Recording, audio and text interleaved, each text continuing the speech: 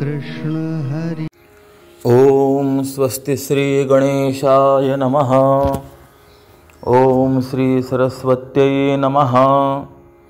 ओम नमः श्री परमहंसास्वादित चरणकमलचिन्मकरन्दाय भक्तजनमानसनिवासाय श्रीरामचन्द्राय योऽन्तः प्रविश्य मम वाचमिमां प्रसुप्तां सञ्जीवयत्यखिलशक्तिधरस्वधाम्ना अन्यांश्च हस्तचरणश्रवणत्वगादीन् प्राणान्नमो भगवते पुरुषाय तुभ्यं। वंशी विभूषितकरान्नवनीरदाभात् पीताम्बरादरुणबिम्बफलाधरोष्ठात् पूर्णेन्दुसुन्दरमुखादरविन्दनेत्रात् कृष्णात् परं किमपि तत्त्वमहं न जाने। नमामि सद्गुरुं शान्तं सच्चिदानन्दविग्रहं पूर्णब्रह्मपरानन्दमीशमालन्दिवल्लभम्। ॐ पूर्णमदः पूर्णमिदं पूर्णात् पूर्णमुदच्यते पूर्णस्य पूर्णमादाय पूर्णमेवावशिष्यते। ॐ शान्तिः शान्तिः शान्तिः। पुंडलीकवरदा हरि विठ्ठल श्री ज्ञानदेव तुकाराम पंढरीनाथ भगवान की जय। माऊली ज्ञानेश्वर महाराज की जय। जगद्गुरु श्री तुकाराम महाराज की जय। श्रीमद सच्चिदानंद सद्गुरु श्री स्वामी स्वरूपानंद महाराज की जय। अकारण करुणा वरुणालय परमात्म्याच्या असीम कृपेने समस्त संत मांदियाळीच्या कृपाशीर्वादाने आणि स्वामीजींच्या कृपाशीर्वादाने श्रीमद अभंग ज्ञानेश्वरीचं यथामती चिंतन करण्याकरता आपण प्रवृत्त झालो आणि गणपती बाप्पाचं वर्णन आपलं चाललेलं आहे। या गणपती स्वरूपाच्या वर्णनामध्ये काव्य नाटकांना ज्ञानोबारायांनी गणपती बाप्पाच्या पायातील नुपुरांचा ठिकाणी असलेल्या ज्या घंटिका आहेत त्यांचं स्वरूप दिलेलं आहे। काव्यनाटके ती जणू घागऱ्याच ऐसे वाटे साच निर्धारिता। तर यामध्ये काव्याचं महत्त्व काय आहे, काव्याची निर्मिती का करावी या संदर्भामध्ये थोडासा विचार मी आपणासमोर मांडणार आहे। मम्मटांनी आपल्या काव्य प्रकाश नावाच्या ग्रंथामध्ये नाटकाचं आणि काव्याचं प्रयोजन सांगताना असं वर्णन केलेलं आहे। दुःखार्तानां श्रमार्तानां शोकार्तानां तपस्विनां विश्रांतिजननं काले नाट्यमेतद् भविष्यति।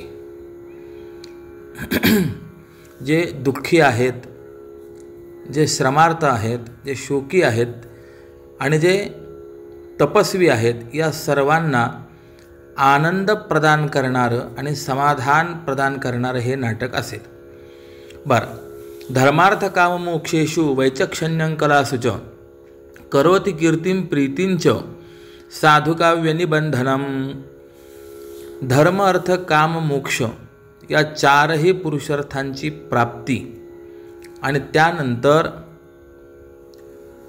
64 कलांमध्ये प्रीती आणि जगामध्ये कीर्ती ही काव्याच्या माध्यमातून प्राप्त होते। साधुकाव्य निबंधनम, चांगलं काव्य जर निर्माण केलं तर या सगळ्या गोष्टी प्राप्त होतात। असं असल्यामुळे तेन ब्रूमः सहृदय मनःप्रीतये तत्स्वरूपम, म्हणून आम्ही काव्याचं प्रयोजन स्वरूप वगैरे सांगतो असं वर्णन आहे। काव्यम यशसे अर्थकृते व्यवहार विदे शिवे तरक्षतये सद्यः परनिर्वृतये कांता संमिततयोपदेश युजे। काव्य का निर्माण करावं तर पहिलं कारण सांगितलेलं आहे, काव्यम यशसे, यश प्राप्त होण्याकरता म्हणून काव्य निर्माण करावं। एक लक्षात ठेवा, यश आणि कीर्ती हे दोन्ही शब्द जरी आपण पर्यायवाचक मानत असलो तरी सुद्धा यामध्ये अंतर आहे. काय अंतर आहे तर पराक्रमाच्या माध्यमातून जगामध्ये आपला होणारा जो नावलौकिक आहे त्याला यश असं म्हणतात आणि आपल्या ठिकाणी असलेल्या सद्गुणांच्यामुळे समाजामध्ये आपलं होणारा जो नावलौकिक आहे त्याला कीर्ती असं म्हणतात. म्हणून शौर्यादि प्रभवम यशः आणि गुणादि प्रभवा कीर्ती असं यश आणि कीर्ती यामधलं अंतर सांगितलेलं आहे. काव्य केल्याने काय होतं, जगामध्ये कीर्ती प्राप्त होते. काव्यम यशसे म्हणून एक ठिकाणी असं वर्णन आलेलं आहे, जयंती ते सुकृतिनः रससिद्धाः कवीश्वराः नास्ति येषां यशः काये जरा मरणजं भयम. खरोखर या जगामध्ये रससिद्ध असलेले ते कवीश्वर यांचा जय जयकार असो, कारण वार्धक्य आणि मरण यापासून निर्माण होणारं भय त्यांच्या यशरूपी शरीराच्या ठिकाणी नाही. थोडा विचार करा, मनुष्य हा ज्यांची घटना झालेली आहे त्यांना विसरून जातो. मरणाचं स्वरूप सांगत असतानाच मृत्यू अत्यंत विस्मृती असं वर्णन आपल्याला पाहायला सापडतं. मृत्यू म्हणजे काय, विस्मरणात जाणे हाच एक प्रकारचा मृत्यू आहे असा अनुभव आहे. श्राद्धकर्म करण्याकरता बसलेला व्यक्ती वडिलांचं नाव विचारलं की लगेच सांगतो, आजोबांचं नाव विचारलं की लगेच सांगतो, पण पणजोबांचं नाव काय असा प्रश्न जर विचारला तर बऱ्याच जणांना पणजोबांचं नावच सांगता येत नाही. म्हणजे आपल्यापासून मागची तिसरी पिढी, तिसऱ्या पिढीला सुद्धा लोक विसरून जातात. किंवा काही वेळेला अशी घटना होते, घराण्यामध्ये एखादा अविवाहित व्यक्ती गेलेला असतो, चुलता असेल, मामा असेल, कोणी 5-10 वर्ष 5-25 वर्ष त्याचं स्मरण राहतं, पण तदनंतर मात्र पिंडदानाकरता सुद्धा त्यांचं स्मरण होत नाही. म्हणजे अत्यंत विस्मृती झाली की नाही, मरण आहे. पण तोच आपण विचार करा, ज्ञानोबारायांना संजीवन समाधी घेऊन 700 वर्ष होऊन गेली. जगद्गुरू तुकोबारायांना वैकुंठ गमन करून 400 वर्ष होऊन गेले, पण तरीसुद्धा आपण विसरतो का त्यांना? विसरत नाही. म्हणजे याचाच अर्थ आहे की त्यांच्या ठिकाणी जरा मरणाचे जे भय आहे ते नाही आहे. मग आम्ही त्यांना का विसरत नाही असा जर प्रश्न विचारला तर तसं उत्तर आपल्याला देता येईल की त्यांनी निर्माण करून ठेवलेलं हे काव्य, या काव्याचा परिणाम यावत चंद्र दिवा करव, जोपर्यंत सूर्यचंद्र आहेत तोपर्यंत या महापुरुषांची कीर्ती कायमस्वरूपी अखंडित अक्षुण्ण राहणार आहे. स्वामीजींनी जर ही रचना केली नसती तर कदाचित स्वामीजी विस्मरणात गेले असते. पण आता ही जी रचना स्वामीजींनी करून ठेवली आहे, परिणाम काय, यावत चंद्र दिवा करो, जोपर्यंत सूर्यचंद्र आहेत तोपर्यंत स्वामीजींचंही यशरूपी कीर्तिरूपी शरीर अखंड आहे. आत्मचैतन्य स्वरूपाने ते अखंड आहेत हे स्वामींचेच असलेले उद्गार आहेत, तो भाग स्वतंत्र आहे. परंतु काव्याचा परिणाम कीर्तिप्राप्ती, म्हणून काव्य का करावं, कीर्तिप्राप्ती करता, यशसे अर्थकृते. दुसरं काव्याचं प्रयोजन सांगितलेलं आहे, आपल्याला धन मिळावं यासाठी काव्य केलं जात असतं. आजपर्यंत अनेक कवींनी काव्याच्या माध्यमातून धन मिळवल्याचं वर्णन, उदाहरणं आपल्याला पाहायला मिळतात. की बहुणा थोडा विचार करा, आज जगामध्ये कोणती गोष्ट आपल्याला विनामोबदला मिळते हो? प्रपंच असो अथवा परमार्थ असो, उभय क्षेत्रामध्ये आपल्याला काहीतरी द्यावं लागतं, त्यावेळेला आपल्याला काही मिळतं. हा अनुभव आपल्याला पाहायला मिळतो. प्रपंचामध्ये आपण गेलात वकिलांकडे, वकील आपल्याला मार्गदर्शन करतात, सल्ला देतात, परंतु काहीतरी आपल्याकडनं मानधन घेतात. डॉक्टरांकडे आपण गेलो, डॉक्टर आपल्याला मार्गदर्शन करतात, परंतु त्याकरता आपल्याकडनं काहीतरी मानधन स्वीकारतात. त्याप्रमाणे जगामध्ये सन्मार्ग दाखवणारे असे अनेक कवी होऊन गेले. त्या कवींनी जगाला काही जीवनसूत्र दिली, परंतु काहीतरी मोबदला घेऊनच दिलेली आहेत. म्हणून त्या कवीने जे काव्य निर्माण केलं, ते काव्य त्या कवीला संपत्ती मिळवून देणारं ठरलं, अर्थकृत आहे. उदाहरण मी आपणास एक सांगतो की एक कवी होते. त्या कवींना यज्ञ करायचा. यज्ञ करता धन हवं आहे. मग धन कसं संपादन करायचं याचा विचार करत असताना त्यांनी विचार केला की आपण कवी आहोत, काव्य निर्माण करावं, काव्य विकावं आणि त्यातून येणाऱ्या संपत्तीतून आपण यज्ञ करावा. म्हणून त्यांनी एका काव्याची रचना केली. काव्य म्हणजे काही फार मोठा ग्रंथ त्यांनी रचना केली नाही, फक्त एका श्लोकाचीच रचना केली. आणि तो श्लोक घेऊन राजाकडे गेले. राजाला सांगितलं, राजा मला माझं काव्य विकायचं आहे. राजाने विचारलं का? कारण मला यज्ञ करायचा आहे, यज्ञाकरता धनाची आवश्यकता आहे. ही काव्याच्या माध्यमातून ती धनाची प्राप्ती मला करून घ्यायची आहे. राजा म्हणाला, दाखवा तुमचं काव्य. एका कागदावरती लिहून नेलेला तो श्लोक या कवीने राजाच्या हातात दिला. राजाने विचारलं, हे काव्य? होय, हे काव्य. काय या काव्याचं वैशिष्ट्य? या काव्यामध्ये मी असं एक जीवनसूत्र सांगितलेलं आहे की ज्या जीवनसूत्राचा अंगीकार करून त्या जीवनसूत्राप्रमाणे वागणारा मनुष्य कधीही संकटात सापडणार नाही, त्याला दुःख सोसावं लागणार नाही, असं जीवनसूत्र मी या काव्यातून दिलेलं आहे. राजा म्हणाला, ठीक आहे. राजाने तो श्लोक वाचला, त्याचा अर्थ बऱ्यापैकी लक्षात आला आणि आता राजाने प्रश्न विचारला, महाराज तुमच्या या काव्याची, श्लोकाची किंमत काय? त्या कवीने सांगितलं, या काव्याच्या माध्यमातून मी दिलेला जो संदेश आहे, व्यक्त केलेलं जे जीवनसूत्र आहे, ते लाख मोलाचं असल्याकारणाने 1,00,000 स्वर्णमुद्रा हे माझ्या काव्याचं मूल आहे. हे ऐकल्यानंतर राजा म्हणायला लागला, 1,00,000 सोन्याच्या मोहरा द्यायच्या आणि एक श्लोक विकत घ्यायचा? थोडा विचार करा. आज आपल्याकडे जर कोणी असं आलं आणि म्हणालं की 10,000 रुपयाला एक श्लोक विकत घ्या, आपण घेऊ काय हो? आपण त्याला सांगू, अरे बाबा आम्ही बाजारामध्ये गेलो, अवघ्या 10-15 रुपयाला आम्हाला 700 श्लोकांची भगवद्गीता मिळेल. तुझा एक श्लोक आम्ही 10,000 रुपयांना काय विकत घ्यावा? राजाही विचार करायला लागला. तो म्हणाला, महाराज आपण जे याचं मूल्य सांगत आहात ते मूल्य मला योग्य वाटत नाही. त्या कवीने सांगितलं, राजा या श्लोकाचं मूल कळण्याकरता काही कालावधीची आवश्यकता आहे. राजा म्हणाला, ठीक आहे.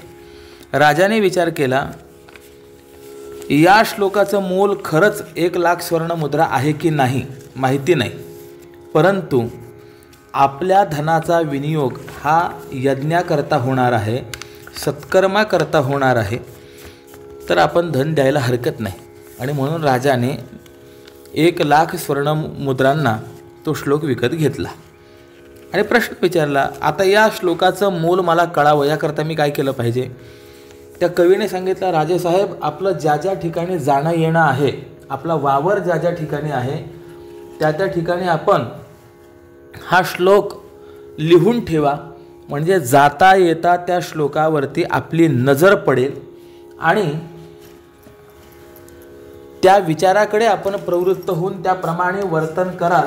परिणाम स्वरूपामध्ये तुम्ही कुठल्याही अनर्थाला बळी पडणार नाही. राजा म्हणाला, ठीक आहे. म्हणून आपल्याकडे बघा, पहिल्यापासून घरामध्ये, शाळेच्या ठिकाणी असे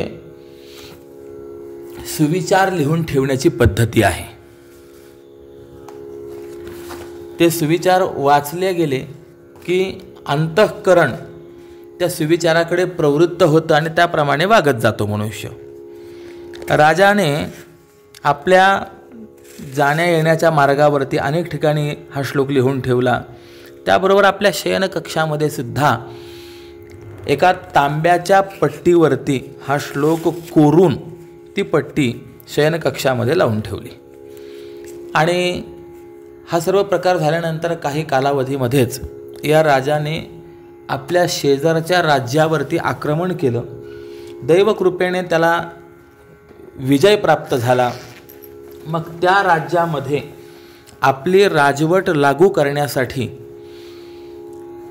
हा राजा निघाला. पण त्याने विचार केला, आपला परिवार सोबत आपण घेऊन गेलो आणि कदाचित जर आपल्यावरती अचानक आक्रमण झालं तर आपल्यासह आपला परिवार संकटात सापडेल. म्हणून आपल्या परिवाराला आपल्याच राजधानीमध्ये ठेवून राजा निघाला. राजा ज्या वेळेला गेला त्यावेळेला त्या राजाची युवा पत्नी आणि मुलगा हा राजधानीमध्ये होते. राजाला त्या राज्यामध्ये आपली राजवट लागू करून परत येण्याकरता काही वर्षांचा कालावधी गेला. आणि आता आपल्या राजधानीमध्ये परत येत असताना राजाच्या मनामध्ये एक विचार निर्माण झाला की आपण ज्या वेळेला आपल्या राज्यातनं बाहेर पडलो त्यावेळेला आपली पत्नी एकटी राजधानीमध्ये होती, युवा पत्नी होती. मग एवढ्या कालावधीमध्ये आपल्या पत्नीकडनं काही अनाचार तर झाला नसेल ना. खात्री करण्याकरता म्हणून भर दिवसा आणि राजमार्गाने येण्याच्या ऐवजी अपरात्री गुप्त मार्गाने राजाने प्रवेश केला. तो थेट राजमहालामध्ये आला आणि आपल्या शयनकक्षामध्ये जाऊन पाहतो तो राणी समवेत शय्येवरती एक पुरुष पहुडलेला राजाला दिसला. आणि हे पाहून राजाला अनिवार्य संताप झाला. अशा दुष्ट पत्नीचा शिरच्छेद करावा या उद्देशाने राजाने तलवार काढली आणि वार करण्याकरता म्हणून तलवार जी उगारली तो वरती तांब्याच्या पट्टीवरती कोरून ठेवलेला तो जो श्लोक होता त्या श्लोकाच्या पट्टीला ती तलवार लागली. खणखण आवाज झाला. राणीला जाग आली. त्या समयींच्या प्रकाशामध्ये राणीने बघितलं, राजाला ओळखलं, पटकन सावरलं स्वतःला, उठली, नमस्कार केला. राजा म्हणाला, दुष्टे चांडाळणे दूर हो, व्यभिचार करतेस आणि पुन्हा मला नमस्कार करतेस. राणीच्या लक्षात आलं राजाचा गैरसमज होतो आहे. म्हणून शेजारी जो पहुडलेला पुरुष होता त्या पुरुषाला हलवून जागं केलं आणि राणी म्हणाले, बघ कोण आलं आहे, नमस्कार कर. हे ऐकल्यानंतर राजाचा संताप तर आणखी वाढला. राजा म्हणाला, दुष्टे, लाज वाटत नाही तुला? स्वतः व्यभिचार करतेस आणि पुन्हा त्या जार पुरुषालाही मला नमस्कार करायला लावतेस. त्यावेळेला राणी म्हणाली, महाराज थोडे शांत व्हा. आपण आम्हाला सोडून ज्या वेळेला गेला त्यावेळेला माझ्यासोबत आपला एक 5-6 वर्षांचा मुलगाही होता, हेही तुम्हाला माहिती आहे. हो, मग हा तोच मुलगा आहे. हे ऐकल्याबरोबर राजाच्या हातातली तलवार गळून पडली. राजा विचार करायला लागला, आज मी किती मोठा अनर्थ करणार होतो. पतिव्रता पत्नी आणि जार पुरुष समजून आपल्याच मुलाची मी हत्या करणार होतो. पण आज या मोठ्या अनर्थापासून मी वाचलो. का वाचलो? आता राजाला तो श्लोक आठवला. या श्लोकामुळे आज मी वाचलो. तो श्लोक असा होता, सहसान विदधीत क्रियाम अविवेकः परमापदां पदम वृणुतेहि विमृश्यकारिणं गुणलुब्धा स्वयमेव संपदः. याचा अर्थ असा आहे, कोणतंही कार्य करताना माणसाने 1000 वेळेला पहिले विचार करावा आणि नंतर ते कार्य करावं. अविचाराने कर्म करणारा जो आहे तो नेहमीच मोठ्या संकटांमध्ये सापडतो. आणि विचारपूर्वक कर्म करणारा जो आहे तो कुठल्याही संकटात सापडत नाही आणि या विचारी पुरुषाच्या या गुणावर लुब्ध झालेली माता महालक्ष्मी ही स्वतः त्याचं वर्णन करत असते. आता या श्लोकातील या जीवनसूत्रामुळे राजा वाचला आणि आता राजाला त्या श्लोकाची किंमत कळाली. हे या कवींनी ज्या 1,00,000 स्वर्णमुद्रा या श्लोकाची किंमत सांगितलेली होती ती किंमत योग्य आहे, बरोबर आहे. मला विचारायचं आहे, कवीने राजाला जीवनसूत्र सांगितलं मान्य आहे, परंतु ते जीवनसूत्र सांगण्याकरता काहीतरी मोल राजाकडनं घेतलं की नाही? घेतलं, धन प्राप्त करून घेतलं. थोडा विचार करा हो, संतांनी किती वाङ्मयाची रचना केली, आपल्याकडनं काहीतरी मोल घेतलं का? किंबहुना तुकोबाराय तर असं म्हणतात, आमच्या एकेका शब्दाकरता जीवन जरी समर्पण केलं तरीसुद्धा आमच्या शब्दाची बरोबरी त्या जीवन समर्पणाने होऊ शकत नाही. काय द्यावे त्यांसी भावे उतराई, ठेवी ताहा पायी जीव थोडा. एकेका शब्दाकरता जर एवढं मोल असेल तर थोडा विचार करा, स्वामीजींनी आपल्याकरता या अभंग ज्ञानेश्वरीची रचना करून किती वाङ्मय निर्माण करून ठेवलं आहे, पण स्वामीजींनी आपल्याकडनं काही मागितलं आहे? काही नाही. हा त्यांचा मोठेपणा आहे. पण काव्य निर्मिती केल्याने त्या कवीला धनाची प्राप्ती झाली की नाही? झाली. मग हे काव्य कशा करता करावं? तर धनप्राप्ती करता काव्य करावं, हा मुद्दा महत्त्वाचा. काव्यम यशसे, कीर्ती प्राप्त होण्याकरता काव्य, धन प्राप्त होण्याकरता काव्य. व्यवहार विदे म्हणजे व्यवहार करण्याकरता काव्याची रचना असते.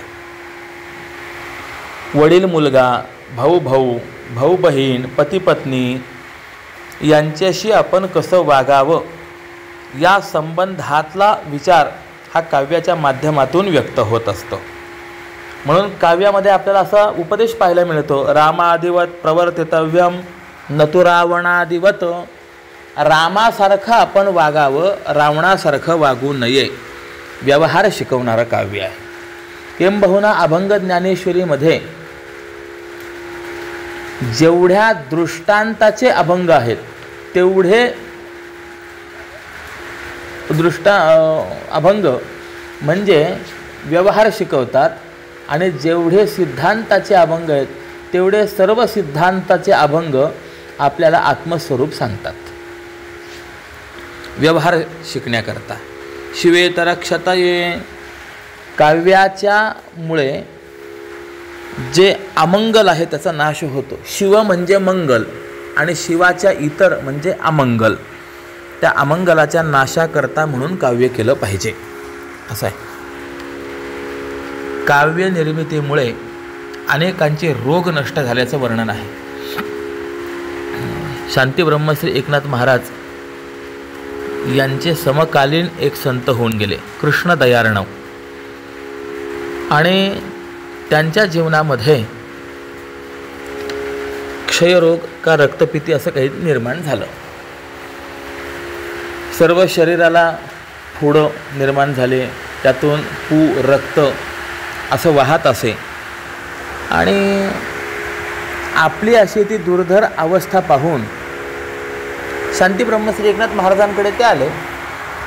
नाथ महाराजांना त्यांनी सांगितलं की महाराज, माझं आयुष्य मी इतकं चांगलं जगतोय की मी कोणतंही पाप केलं नाही आयुष्यामध्ये, याची मी आपणास ग्वाही देतो.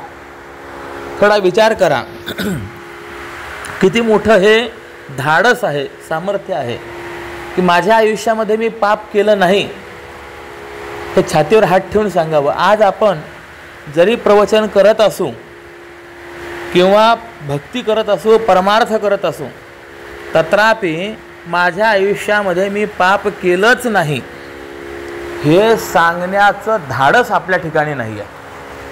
पण कृष्णदयार्णवांनी सांगितलं की मी कोणतंही पाप माझ्या आयुष्यामध्ये मी केलं नाही, आणि असं असताना सुद्धा माझ्या ठिकाणी ही व्याधी निर्माण का व्हावी.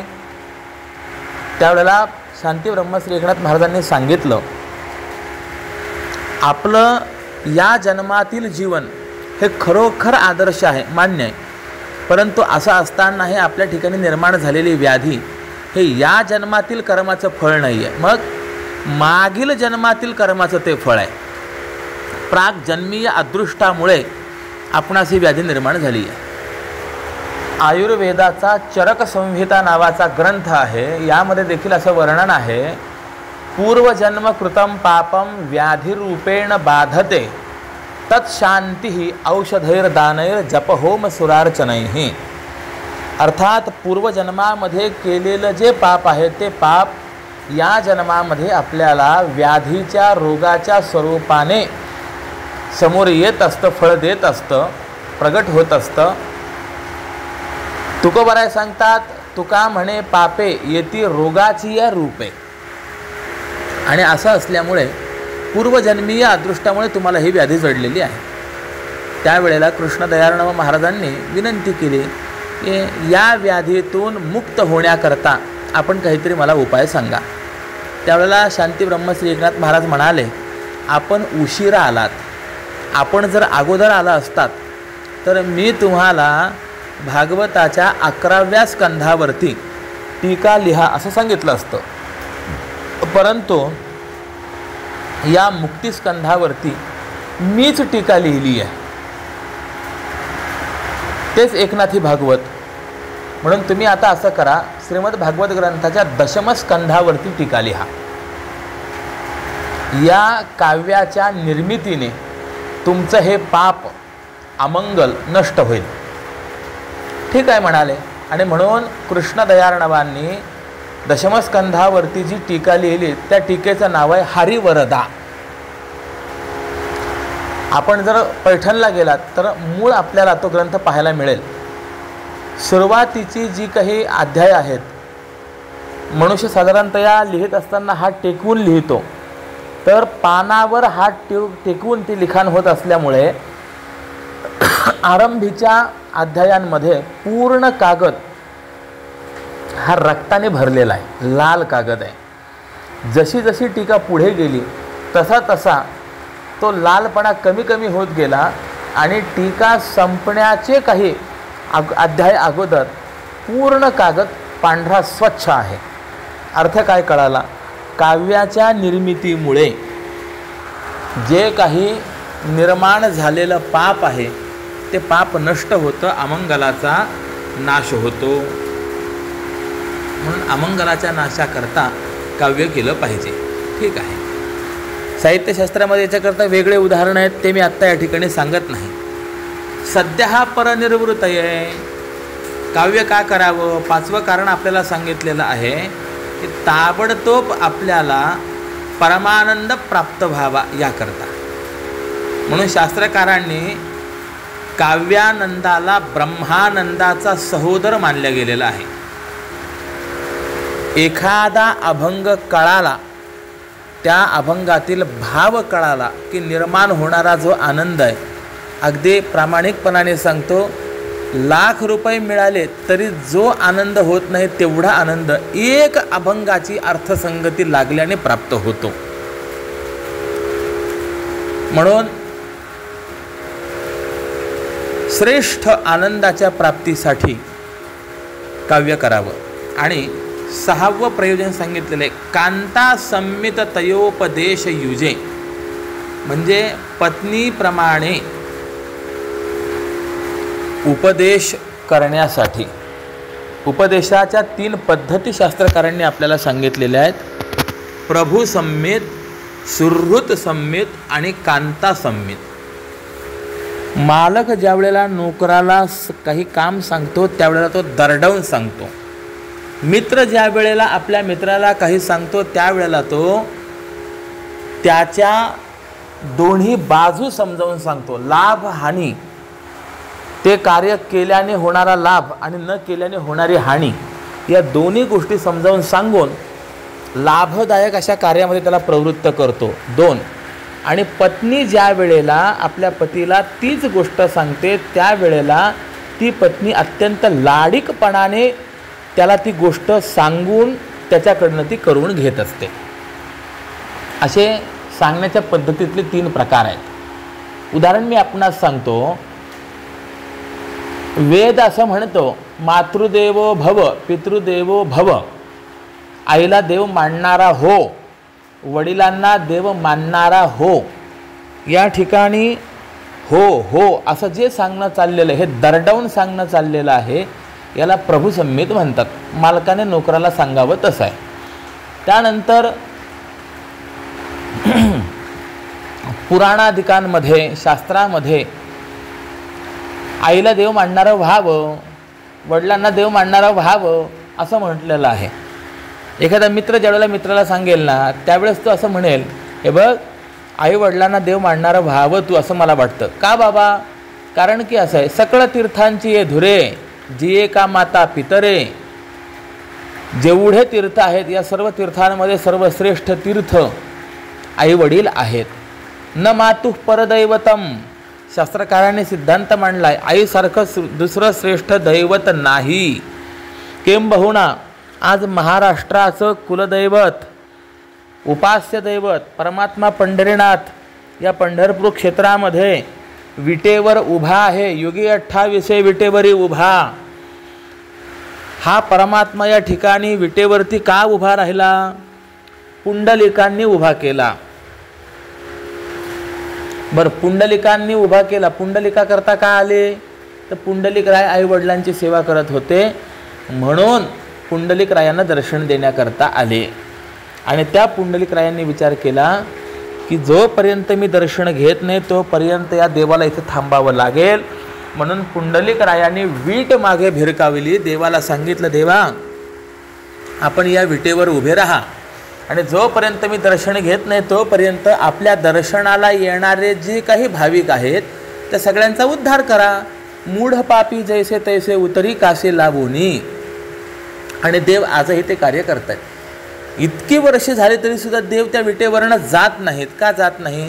कारण की पुंडलिक रायांनी दर्शन घेतलं नाही. मग एवढा पुंडलिक रायांना अधिकार कशाने प्राप्त झाला? मातृपितृ सेवेने प्राप्त झाला.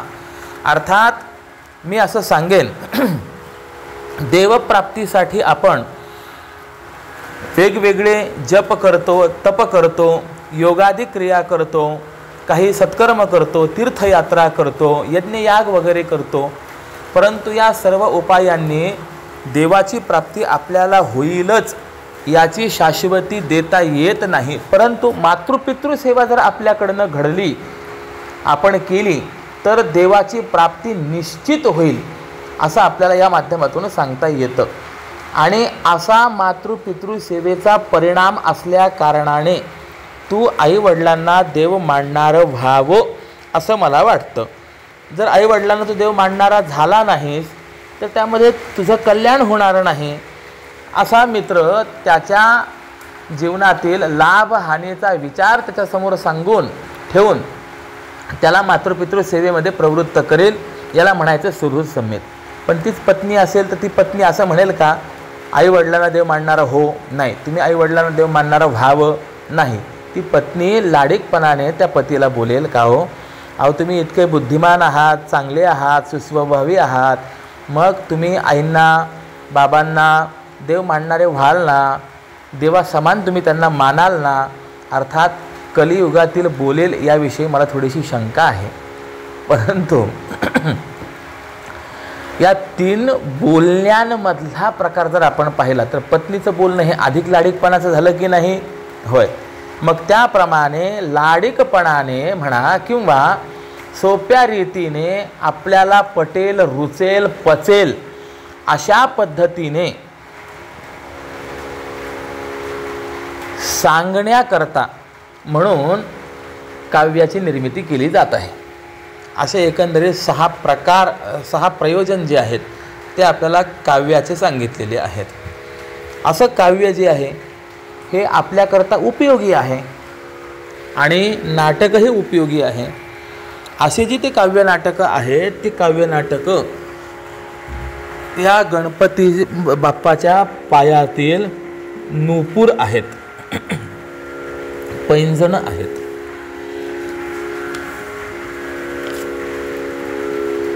नाना प्रमेयांची चातुर्ये गुंफण करोनी पैंजण घडेल असे. योग्य पदे हीच रत्ने तेथरत्ने भली जरी विलोकिली सूक्ष्मदृष्टी. त्यानंतर निरनिराळ्या सिद्धांताचे प्रकार व त्यांचा सुरेखपणा हा मार्मिकपणाने पाहिला तर त्यात जे औचित्यपूर्ण पदं आहेत तीच या ठिकाणी सुंदर रत्न आहेत असं जाणवतं. जरी विलोकिली सूक्ष्मदृष्टी, सूक्ष्मतेने मार्मिकतेने जर आपण बारकावेने पाहिलं तर या नुपुरातील उज्ज्वल रत्ने कोणती आहेत तर योग्य शब्दामध्ये ग्रथित केलेली प्रमेय. काव्यनाटकात सुद्धा अनेक प्रकारचे सिद्धांत आहेत की नाही. नीतितत्वांचा उपदेश आहे, हितोपदेश आहेत, सुभाषितं आलेली असतात, हा उपदेशच आहे. व्यासादिक कवी श्रेष्ठांची जी मती तोची शेला कटी शोभत असे. नितांत निर्मळतयाचे पदर झळकती सुंदर अग्रभागी. त्यानंतर या श्री गणेशाच्या मूर्तीच्या ठिकाणी व्यासादिकांच्या बुद्धी हाच कमरेला बांधलेला शेला शोभतो आणि या शेल्याच्या पदराच्या दशा म्हणजे व्यासादिकांच्या प्रतिभा निर्मलपणे त्या ठिकाणी चकाकत आहेत. शास्त्रकार असं सांगतात की माणसाने कधीही एक वस्त्री राहू नये म्हणून आपल्याकडे वस्त्र आणि उपवस्त्र अशी पद्धती आहे. सोवळं हे वस्त्र आहे आणि खांद्यावरती असलेलं उपरण हे उपवस्त्र आहे. एक वस्त्री असणारा जो आहे तो विवस्त्रच मानला जातो. म्हणून स्नान, संध्या, जप, होम इत्यादी जे जे काही आपण करतो ते सर्व करत असताना वस्त्राबरोबर उपवस्त्र असावं. किंबहुना असंही सांगितलं जातं मौंजबंधन झालं की एक जाणवं, समावर्तन म्हणजे सोड मुंज झाली की दुसरं जाणवं आणि संतती वगैरे झाल्यानंतर 3 किंवा 3 पेक्षा अधिक असे जाणवे. परंतु काही ठिकाणी मौंजबंधन झालं की एकाला एक जोडून 2 जानवे परिधान केली जातात. का बाबा असं तर मुळामध्ये एक जानवं जे आहे तर ते जानवं व्रतबंध संस्काराचं आणि दुसरं जानवं जे आहे ते उपवस्त्राचं. संध्या वगैरे करत असताना देवपूजन करत असताना बऱ्याच वेळेला असं होतं की अंगावरती उपर्ण घेऊन ते कार्य करणं शक्य होत नाही, ते उपर्ण सारखं मध्ये येतं. तर मग त्यावेळेला आपण एक वस्त्री असल्याचा दोष आपल्या ठिकाणी राहू नये याकरता म्हणून दुसरं जानवं हे उपवस्त्र म्हणून परिधान करण्याची सुद्धा पद्धती आपल्याला पाहायला मिळते. मग व्यासादिक कवींची जी काही श्रेष्ठ मती आहे ती बुद्धीच तोची शेलाकटी शोभत असे. या गणपती बाप्पाच्या कमरेला गुंडाळण्याचा शेला, कटीसूत्र म्हणजे कडदोरा म्हणजे ही व्यासांची मती आहे. किंबहुना महाभारत कालामध्ये तरी शिवलेले वस्त्र परिधान करणं हे निषिद्ध मानलं जात असे. आता सुद्धा काही महात्मे अशी आहेत की ते गायत्री पुरस्चरण वगैरे करत असताना शिवलेलं वस्त्र परिधान करत नाहीत. असो, व्यासादिकांची मती हाच तो शेला आहे असं म्हणत असताना व्यासांचं वैशिष्ट्य या ठिकाणी आहे. कारण की व्यासांची बुद्धी सामान्य नाही, ती विशाल आहे. म्हणून गीतात ध्यानामध्ये वर्णन आहे, नमोस्तुते व्यास विशाल बुद्धे फुल्ला रविंदायत पत्रनेत्र. व्यास सामान्य नाहीत. अचतुर्वदनो ब्रह्मा द्विबाहुरपरो हरिः आभाल लोचन शंभुर भगवान बादरायणः. 4 मुख नाही परंतु व्यासनारायण ब्रह्मदेव आहेत. त्यानंतर 4 भुजा नाहीत परंतु व्यास नारायण हे महाविष्णू आहेत आणि कपाळी मध्यभागी प्रत्यक्ष नेत्र नाही, परंतु व्यास नारायण हे भगवान शंकर आहेत, असे व्यास नारायण आहेत. अशा व्यासांची मती ही मेखला आहे. मेखला ज्याप्रमाणे सर्व शरीराला वेढून शिल्लक राहते, त्याप्रमाणे ज्ञानोबारायांच्या वैदिक वाङ्मयीन गणपतीला वेढण्यास समर्थ असणारी अशी सर्व वेदसार काढणाऱ्या व्यासांच्या सारखीच विशाल बुद्धी पाहिजे. म्हणून व्यासादिकांच्या बुद्धीवर मेखलेचा आरोप ज्ञानोबारायांनी औचित्यपूर्ण केलेला आहे. बरं, त्यामध्ये सुद्धा मती म्हणजे बुद्धी किंवा प्रतिभा स्वच्छपणे शोभते. वाङ्मयामध्ये तत्वज्ञान, काव्य आणि निर्दोषत्व येण्यासाठी अफाट तैलबुद्धी आणि तपाची जोड लागत असते. नितांत निर्मळ तयाचे पदर झळकती सुंदर अग्रभागी. पुढे सांगतात, 6 शास्त्रे तीच भुजांची आकृती वेगळाले देती अभिप्राय. गणपती बाप्पांचं आपण स्वरूप पाहत असताना आपल्याकडे आता चतुर्भुज गणपती आहेत. परंतु शास्त्रकारांनी पूर्वी असं सांगितलं की क्रमाक्रमाने गणपतीचे हात कमी कमी होत गेले. सत्ययुगामध्ये दशभुज गणपती, त्रेतायुगामध्ये अष्टभुज गणपती, द्वापारामध्ये षडभुज गणपती आणि कलियुगामध्ये चतुर्भुज गणपती. अजून द्विभुज गणेशाचा अवतार व्हायचा आहे, म्हणून त्याची उपासना अजून चालू झालेली नाही आहे. पण द्वापार युगामध्ये षडभुज गणपती आणि कलियुगामध्ये चतुर्भुज गणपती. कलियुग हे द्वापार युगाला लागूनच असल्या कारणाने ज्ञानोबारायांनी या नमनामध्ये मंगलाचरणामध्ये गणपतीरायांचं जे वर्णन केलेलं आहे ते वर्णन चतुर्भुज गणेशाचं नसून षडभुज गणेशाचं आहे. म्हणून ज्ञानोबाराय सांगतात, 6 शास्त्रे तीच भुजांची आकृती वेगळाले देती अभिप्राय. हे 6 शास्त्र जे आहेत ते 6 शास्त्रच या गणपती बाप्पाचे 6 हात आहेत आणि ते 6ही हात वेगवेगळी मतं सांगतात. म्हणून या हाती आयुधेही भिन्न दाखवया खूण आपुलाली. आणि वेगवेगळी मतं आहेत हे दाखवण्याकरता म्हणूनच 6 हातांमध्ये वेगवेगळी आयुध धारण केलेली आहेत. आता या पुढच्या काही अभंगांमध्ये गणपती बाप्पाच्या 6 हातांच्या ठिकाणी षडदर्शनांची व त्या हातात जे आयुधाचे पदार्थ आहेत त्या ठिकाणी त्या त्या शास्त्रातील प्रतिपाद्य विषयांची कल्पना केलेली आहे. या 6 हातात काय आहेत तर त्याचा नामोल्लेख फक्त मी आपणास करून दाखवतो. या 6 हातात परशु, अंकुश, मोदक, भग्नदंत, कमळ आणि अभय अशा 6 गोष्टी आहेत. तर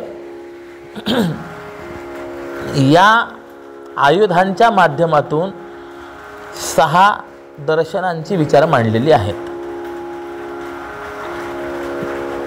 आता ही षडदर्शने नेमकी कोणती घ्यायची याविषयी वादविवाद आहेत. काहींच्या मते न्याय, वैशेषिक, सांख्य, योग, पूर्वमीमांसा आणि वेदांत ही 6 दर्शनं आहेत. परंतु ही 6 दर्शनं या 6 हाताच्या ठिकाणी आहेत का असा प्रश्न थोडासा या ठिकाणी आहे. त्याचा विस्तार मी आत्ता या ठिकाणी करत नाही, कारण की तो विस्तार करायला गेलो तर बराचसा कालावधी यामध्येच आपला जाईल.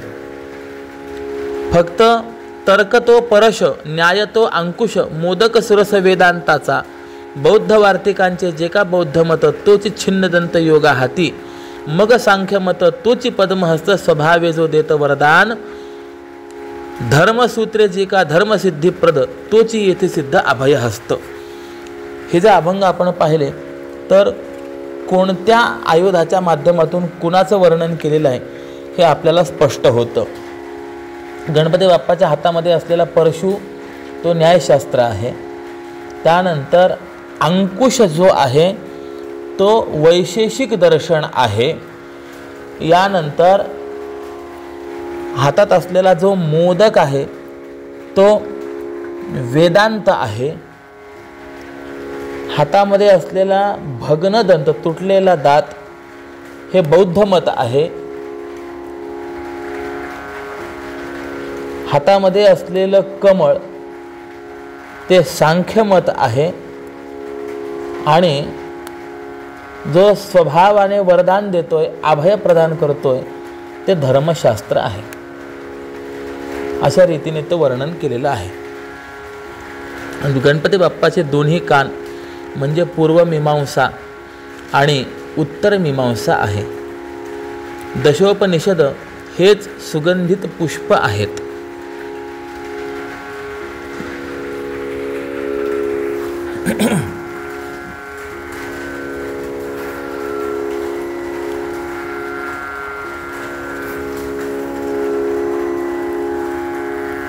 निर्मळ विवेक सरळती सोंड जेथे महानंद स्वसुखाचा.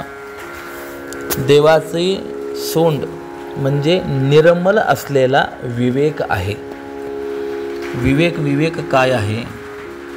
विवेक विचार, वेळ आणि कर्तव्य. योग्य विचार, योग्य वेळ, योग्य कर्तव्य या तिघांना मिळून विवेक हा निर्माण होत असतो. त्यानंतर गणपती बाप्पाचे डोळे बघा. ज्ञानरूप भले पहा सूक्ष्म डोळे, शोभती आगळे विघ्नेशाचे. गणपती बाप्पाचे डोळे जर आपण पाहिले तर सूक्ष्म बारीक नजर आहे, ज्ञानरूप बारीक नयन आहे. हत्तीचे डोळे त्याच्या शरीराच्या इतर अवयवाच्या मानाने बारीक असतात. त्याप्रमाणे गणेशाचे मुख हत्तीचं असल्याने त्याचे डोळे सूक्ष्म आणि किलकिले आहेत.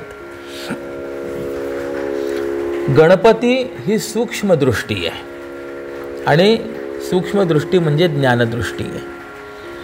कारण ज्ञान सूक्ष्म आहे.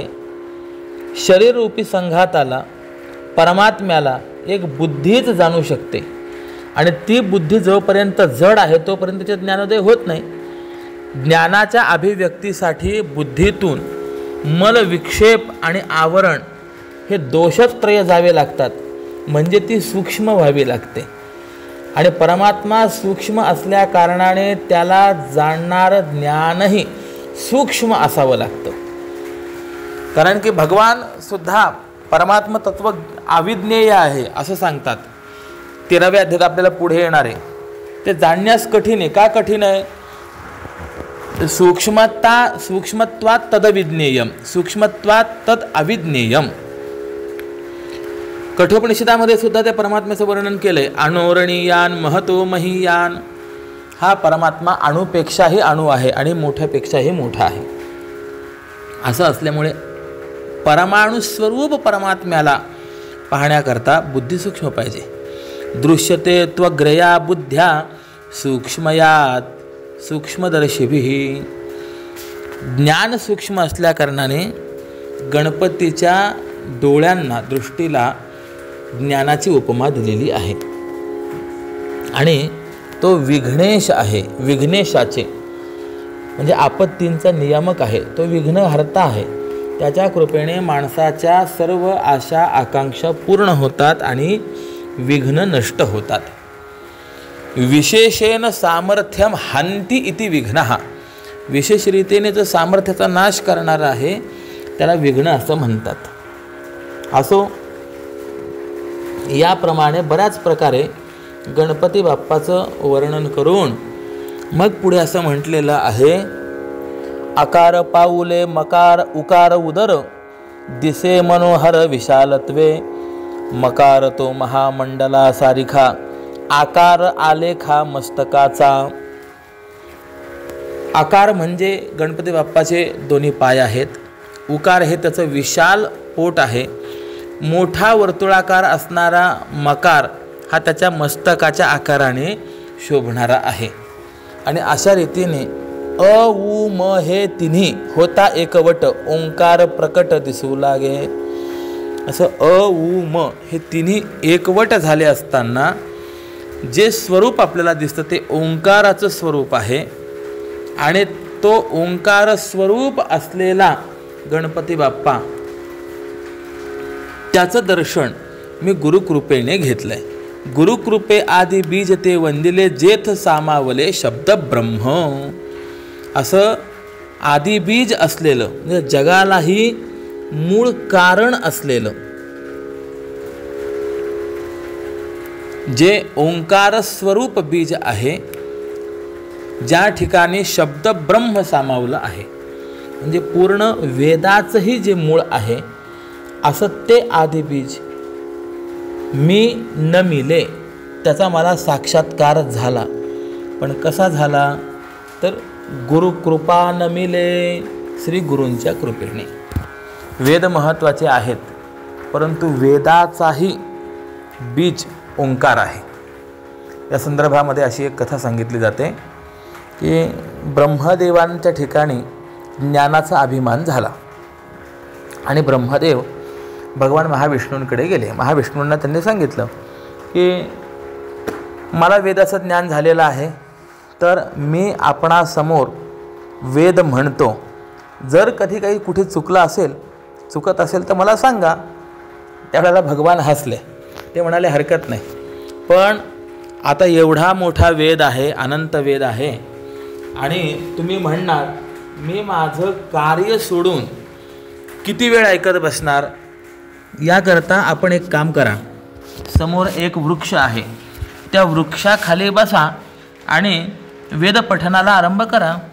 आपली एक चूक झाली तर वृक्षाचं एक पान गळून पडेल. जितक्या चुका होतील तितकी पानं गळून पडतील. मग पाहूया आपण पुढे. ब्रह्मदेव म्हणाले ठीक आहे. ब्रह्मदेवांना असं वाटलं आपली एकही चूक होणार नाही, आणि म्हणून ब्रह्मदेव वेद पठनाला त्यांनी आरंभ केला. आरंभ झाल्याबरोबर त्या झाडाचं एक पान नाही, झाडाची सगळीच पानं गळून पडली. ब्रह्मदेव तर आश्चर्यचकित झाले, उभे आश्चर्यात बुडाले. अरे मी ब्रह्मदेव, आणि असं असताना वेदाचं पठन चालू केल्याबरोबर एवढे पानं गळून पडले, एकही पान झाडाला शिल्लक राहिलं नाही. माझ्या वेद पठनामध्ये एवढ्या चुका आहेत. भगवान महाविष्णूंकडे आले आणि म्हणाले, भगवान महाविष्णू, अरे झालं तुझं वेदाचं पारायण? नाही हो. काय झालं, का आलास? अहो वेद पठनाला आरंभ केला आणि झाडाला एकही पान शिल्लक राहिलं नाही. काय चुकलं काही कळतच नाही. त्यावेळेला भगवान महाविष्णू म्हणाले की आरंभ तरी कसा केलास? यांनी लगेच सुरुवात केली. अग्निमीळे पुरोहितम, थेट मंत्राला आरंभ केला होता. भगवान म्हणाले हीच तर चूक झाली सर्वात मोठी. आपण वेदाचा आरंभ केला, परंतु वेदाच्या आरंभी देवाचं नाम आणि ओंकार याचा उच्चारण झालं पाहिजे, तर पुढच्या वेदाला सद्गुण्य प्राप्त होतं. आणि म्हणून आपल्याकडे म्हणण्याची पद्धती हरिही ओम असं म्हटलं जातं, आणि मग पुढे मंत्रपुष्पांजली असेल किंवा वेदमंत्र असतील यांचं पठन केलं जातं. वेदाचेही बीज हरि अक्षरे दोन्ही, एका जनार्दने हरी बोला. या वेदाचंही बीज ओंकार आहे. म्हणून ज्या बीजामध्ये सर्व शब्द ब्रह्म म्हणजे वेद सामावलेले आहेत, जे सर्व जगाचं आदी बीज आहे, असं ओंकार स्वरूप असलेलं जे गणपती बाप्पाचं स्वरूप आहे, ते सद्गुरु कृपेने मला प्रकट दिसलं आणि त्याला मी वंदन केलं. ओंकार प्रकट दिसू लागे, गुरुकृपे आदी बीज ते वंदिले, जेथ सामावले शब्द ब्रह्म. अशा स्वरूपामध्ये एकंदरीत 41 अभंगांपर्यंत स्वामीजींनी गणपती बाप्पाच्या सगुण निर्गुण स्वरूपाचं वर्णन केलेलं आहे. इथून पुढे सरस्वती मातेला वंदन केलेलं आहे आणि गुरूंना वंदन करून पुढील चिंतन करतात. सरस्वती मातेचं वंदन करताना 2च अभंग आहेत. आता वंदितसे देवी शारदेस, जिचा वागविलास नित्य नवा, चातुर्य वागर्थ कलेची स्वामिनी, विश्वासी मोहिनी घाली तेजी. ही माता सरस्वती वाणीची अधिष्ठात्री देवता आहे. गणपती जसा बुद्धिदाता आहे, विघ्नहर्ता आहे, तशी सरस्वती माता ही बुद्धीची जाड्यता घालवून वाक्चातुर्य देणारी आहे. म्हणून आपण देखील सरस्वती मातेचं वंदन करताना म्हणतो की नाही, सा मां पातु सरस्वती भगवती निशेष जाड्या पहा. सर्व जाड्य हरण करणारी ती आहे. किंबहुना सरस्वती ही वाणीची देवता आहे. माणसाची बुद्धीही चांगली पाहिजे आणि माणसाचं बोलणंही चांगलं पाहिजे. अनेक जण आपल्याला असे पाहायला मिळतात, बुद्धी चांगली असते हो, परंतु बोलणं चांगलं नसतं. परिणाम काय होतो, त्यांच्याजवळच कोणी येत नाही, त्यांच्या बुद्धीचा समाजाला उपयोग होत नाही. काही जण अशी असतात, बुद्धीचा पत्ता नसतो पण बोलून माणसं अतिशय गोड असतात. किंबहुना काहींचं नावच आडनावच गोड बोले आहे. पण असं फक्त गोड बोलणारा जो आहे तोही उपयोगाचा नाही आहे. बुद्धीही चांगली हवी आणि वाणीही चांगली हवी. याकरता म्हणून बुद्धी आणि वाणी दोघांच्या अधिष्ठातृ देवतांचं वंदन आहे. सुरुवातीलाच रामचरितमानस ग्रंथामध्ये सुद्धा असंच वर्णन आहे. वागर्थाविव संप्रक्तो वागर्थ प्रतिपत्तये जगतः पितरौ वंदे पार्वती परमेश्वरौ. नाही, वर्णानाम अर्थसंगानाम रसानां छंदसामपि मंगलानांच्या कर्तारौ वंदे वाणी विनायकौ. वर्ण, अर्थसंघ, रस, छंद आणि मंगल याचे स्वामी असलेले गणपती बाप्पा आणि माता सरस्वती यांना मी नमस्कार करतो. असं आहे. याही पलीकडे कोणत्याही ग्रंथाच्या आरंभी, मग ते काव्य असो, नाटक असो किंवा एखादा तत्त्वज्ञानाचा ग्रंथ असो, यांच्या प्रारंभी गणपती माता सरस्वती यांना नमस्कार करण्याचा प्रघात हा अत्यंत प्राचीन आहे. आणि ज्ञानोबरायांना तर गीतेवर उत्कृष्ट असं व्याख्यान करायचं होतं. असं व्याख्यान करायचं आहे की ते व्याख्यान पाहून अमृतही फिकं वाटावं, म्हणून त्यांनी बुद्धिदात्या गणपती देवतेला वंदन केलं. आणि